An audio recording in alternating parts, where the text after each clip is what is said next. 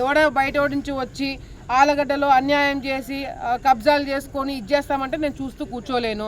YCP నాయకులు Buddha జలనానికి, YCP నాయకులు Telugu Desam party నాయకులు చేసే కార్యక్రమాలు అడ్డుకోవడానికి అన్ని విధాలుగా కూడా ప్రయత్నాలు చేస్తున్నారు, అన్ని ప్రాంతాల్లో కూడా.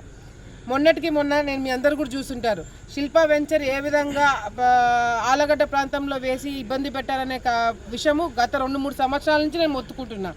వచ్చిన తర్వాత కూడా అధికారులు ఎక్కడ కూడా దాన్ని స్పందించకపోతే వాళ్ళు వాళ్ళని వెంటబడి ఈరోజు ఒక స్థాయికి తీసుకురావడం జరిగింది. ఇప్పుడు దాని మీద యాక్షన్ తీసుకోవడానికి మేమందరం కూడా ప్రయత్నం చేస్తున్నాం. ఎందుకంటే ఒకసారి యాక్షన్ తీసుకోకపోతే అదే అలవాటు అవుతుంది.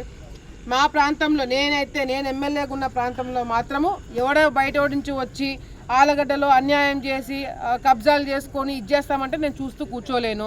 సో డెఫినెట్గా వాళ్ళ మీద నేను ఎంత పెద్దవాళ్ళైనా ఎంత చిన్నవాళ్ళైనా ఎవడైనా సరే నా ప్రాంతంలో నేను ఎమ్మెల్యేగా ఉన్న ప్రాంతంలో వచ్చి అరాచకాలు చేస్తామంటే ఒప్పుకోవడానికి మేము ఎవరైనా సిద్ధంగా చూస్తూ కూర్చోం. కాబట్టి నేను 2 సంవత్సరాల నుంచి దాని మీద పోరాటం చేస్తాను. దానికి తగినట్టుగా ఈరోజు ఒక కొలిక్కి వచ్చింది. అదేవిధంగా ఇంకెవరికైనా అన్యాయం జరిగినా కూడా ప్రభుత్వం నిలుచుంటుందని చెప్పి సందర్భంగా తెలియజేసుకుంటున్నాం.